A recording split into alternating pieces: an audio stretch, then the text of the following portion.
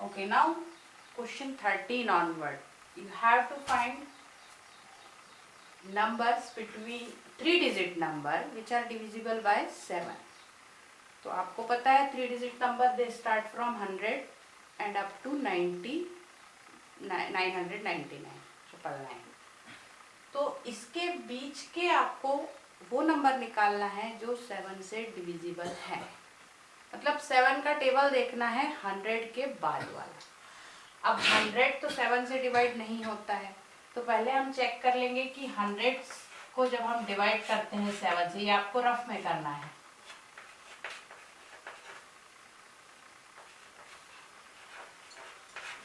यहाँ 2 बच रहा है, यानी इसे 7 बनाने के लिए 5 की जरूरत है, तो हमें इसे 5 ऐड कर देना पड़ेगा। मतलब 105 से चालू होगा हमारा पहला नंबर। 105 जो है वो फर्स्ट नंबर होगा जो 7 से डिवाइड होगा। उसी तरीके से हमें 999 को भी चेक करना है, क्या ये 7 से डिवाइड हो रहा है। अगर डिवाइड हो रहा है तो हम इसे कंसीडर करेंगे, नहीं हो रहा है तो हमें देखना पड़ेगा कि कौन सा नंबर आएगा। तो ये 5 रिमाइंडर बच रहा है, मतलब ये इसमें से 5 कम करना पड़ेगा, तब वो 7 से डिवाइड होगा। तो इसमें से 5 कम करेंगे तो 9 - 5 will be 4। So last digit हमारा 994 हो जाएगा। तो अब हमारा फॉर्मूला है an = a + n - 1d। आपके पास a है, an है, 994 = 105 + n - 1 7। तो इसे सब्ट्रैक्ट कर देंगे, 105 इससे सब्ट्रैक्ट करेंगे तो यहाँ आ जाएगा 988 सॉरी 7 = n - 1, और ये जो 7 है इसे आप इससे डिवाइड कर लीजिए।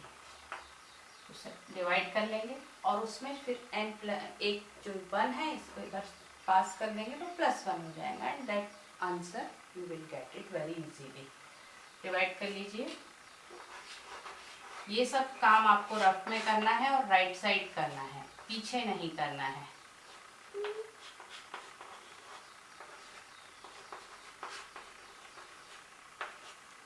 So that is coming 127 = n - 1. So n will be 128.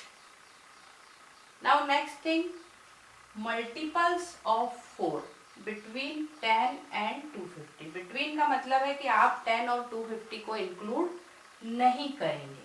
अब मल्टीपल्स ऑफ 4 का मतलब भी यही होता है कि 4 से डिवाइड होना चाहिए नंबर, तो 10 4 से डिवाइड नहीं होता। तो नेक्स्ट नंबर 4 × 3 = 12, यानी हमारा ये नंबर हो जाएगा 12। अब ये 4 से डिवाइड होता है क्या, इसे डिवाइड करके देख लीजिए। 4 × 6 = 24, 10 बचेगा, 4 × 2 = 8, 2 अभी भी रिमाइंडर बच रहा है, तो 250 में से हमें 2 कम करना पड़ेगा, ये आ जाएगा 248। डिवाइड करके देखना पड़ेगा। तो यहाँ पर D हमारा फिक्स है, A आपका आ गया 12, an आ गया आपका 248। फिर से वही फॉर्मूला लगेगा, an = a + n - 1 d। 248, 12, n - 1 and 4। Subtract this, 48 में से 12 गए, 36 बचेंगे, ये 4 इधर आ जाएगा। डिवाइड कर लीजिए।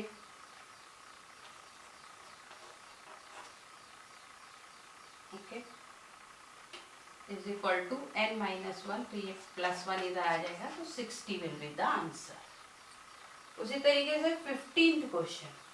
15th क्वेश्चन में 2 अलग अलग एपी है, एक है 63, 65, 67 एंड सो ऑन, दूसरी है 3, 10, 17। तो दोनों को मैंने स्मॉल a कैपिटल A से लिया हुआ है। अब इसमें ये कहा है कि इनकी एक टर्म बराबर है। अब वो कौन सी टर्म बराबर है, तो सपोज वो nth टर्म बराबर है, हमें पता नहीं है कि कौन सी टर्म बराबर है, तो we consider that the nth term is equal.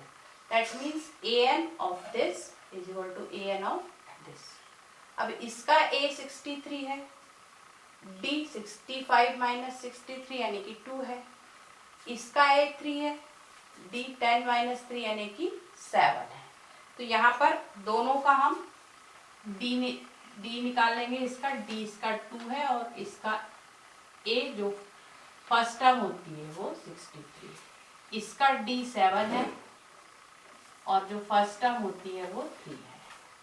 अब हमें ये पता है कि an is equal to an, तो यहाँ हमने an का फॉर्मूला जो होता है a plus n minus 1d ये रखा, तो यहाँ पे 63 इसकी वैल्यू a की, n माइनस 1 सेम है दोनों का, d इसकी रखी और इसका a 3 है, n माइनस 1 सेम है और इसका d 7 है। वैल्यू सब्स्टिट्यूट की, ये 3 जब इधर ट्रांसफर होगा तो ये हो जाएगा 63 माइनस 3 यानी कि 60।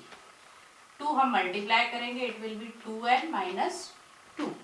नेक्स्ट 3 तो इधर जा चुका है, 7 मल्टीप्लाई होगा 7n minus 7, so it will B 60।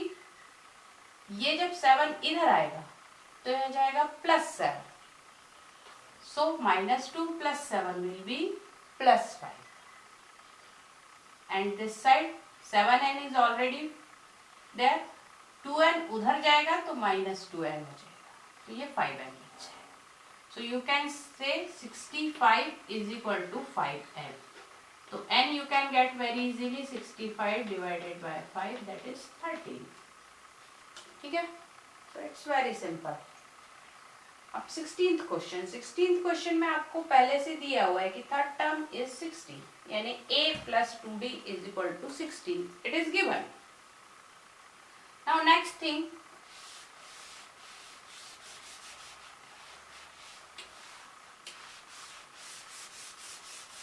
a7 means 7th term exceed the 5th term by 12, यानी 7th term a7 होती है, 5th term a5 होती है। एक्सीड का मतलब होता है ज्यादा होना, तो 7th term 5th term से 12 ज्यादा है।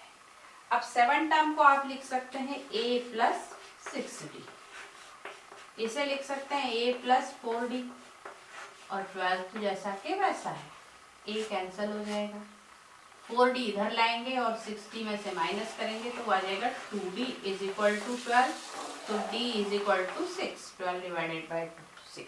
अब आपके पास d आ गया, d आ गया है तो आप इसमें वैल्यू रख दीजिए, a plus 2d is equal to 16, तो a इज इक्वल टू आ जाएगा 16 माइनस 12 यानी कि 4। अब आप AP लिख सकते हैं, पहली टर्म 4 हो जाएगी, दूसरी टर्म 4 प्लस 6 10 हो जाएगी, तो AP बड़ी इजीली लिखा सकते। Now come to question number 17। 17 भी बड़ा आसान सा क्वेश्चन है।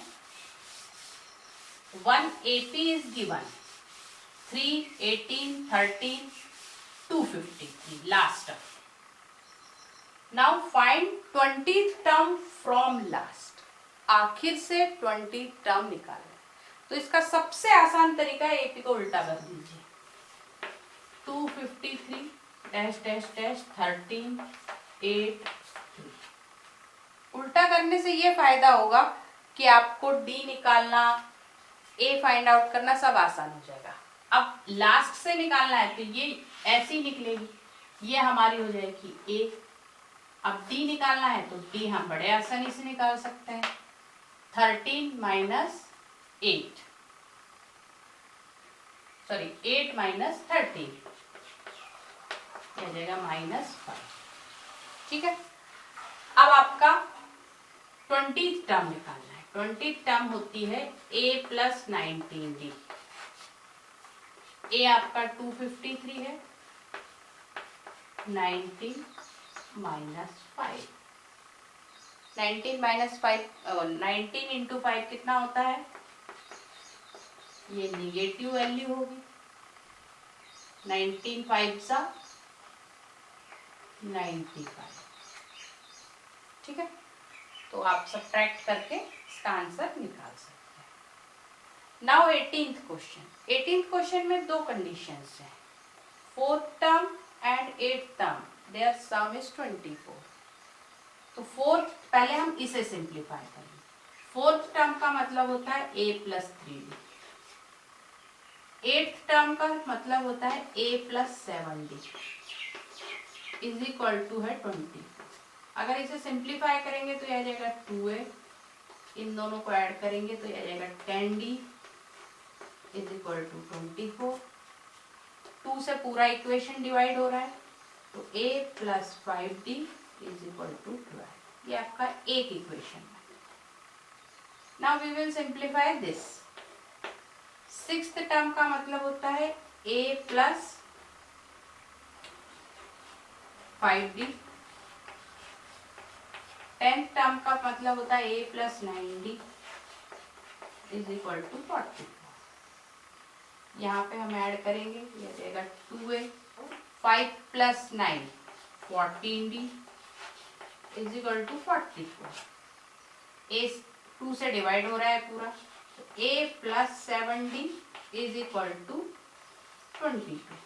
ये आपका दूसरा इक्वेशन है। अब दो इक्वेशन मिल गए आपको, तो इन्हें लीनियर इक्वेशन की तरह सॉल्व करेंगे। लीनियर इक्वेशन की तरह कैसे करेंगे? पहला इक्वेशन है a plus 5d is equal to 12, दूसरा है a plus 7d is equal to 22। Subtract कर देंगे, ये कैंसल हो गया।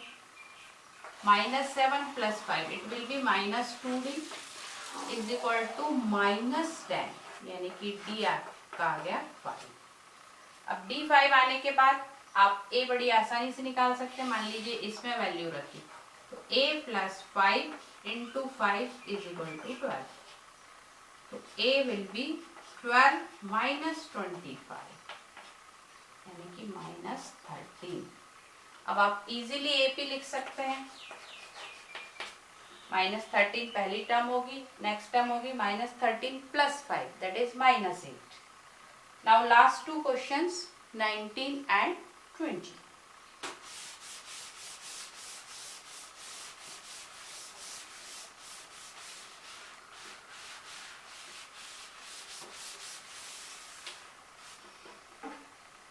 Nineteenth question is, Shubha Rao started work in 1995 at annual salary 5,000 and received an increment of 200 rupees each year, means next year उसकी salary हो जाएगी 5,200। In which year did his income reach rupees 7,000? यानी ये पहली salary इनकी 5,000 है, then next year 200 rupees का increment मिला तो सैलरी हो गई 5,200। अब इस तरीके से हर साल सैलरी 200 रुपीज बढ़ रही है, तो कब उनकी सैलरी 7,000 हो जाएगी? यानी आपको नंबर ऑफ ईयर निकालना है, ठीक है। तो A is equal to 5,000 and AN is equal to 7,000. D is already 200, हर साल 200 रुपए का इंक्रीमेंट हो रहा है, तो AN is equal to A plus N minus 1D। तुरंत वैल्यू रखेंगे। ये काफी आसान क्वेश्चन है, वर्ड प्रॉब्लम जनरली हमेशा आसान होते हैं। 5,000 और 7,000 ये सब्ट्रैक्ट होंगे तो 2,000 आ जाएगा, और ये 200 divided, so it will be n minus 1। तो ये you will get 10 is equal to n minus 1, तो n will be 11, यानी after 11 years her salary will be 7,000। अब स्टार्टिंग ईयर उनका 1995 है, तो उसमें 11 प्लस कर दीजिए, तो after 11 years she will get salary 7,000 rupees। And last question of the exercise, Ramkali saved 5 rupees in first week, then increased her weekly saving by 1.75। First week में 5 rupees, then हर बार वो 1.75 rupees बढ़ा रही है, तो next week में 6.75 हो जाएगी। फिर नेक्स्ट वीक में और बढ़ा रही है, तो कब तक बढ़ाना है उसे कि उसकी सेविंग 20.75 हो जाए। उन्हें कब तक के बढ़ाना है अपनी सेविंग्स की सेविंग्स 20.75 हो जाए। तो यहाँ पर भी डी फिक्स है, ए ये दिख रहा है, ए एन ये दिख रहा है, तो A N is equal to A plus N minus 1 D. कभी भी फॉर्मूला लिखना नहीं भूलना है।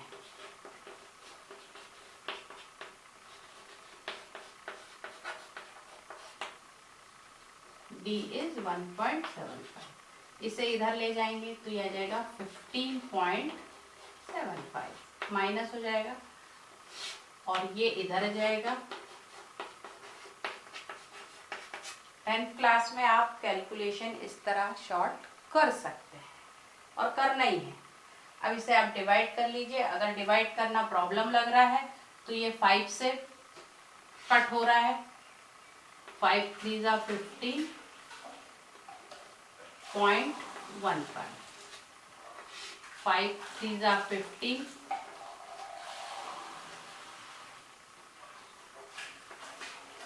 ठीक है। इस तरीके से कर सकते हैं तो ये और आसान हो गया। और आसान कर सकते हैं तो इसे डिवाइड करने के बाद आपको एन इजीली मिल जाएगा।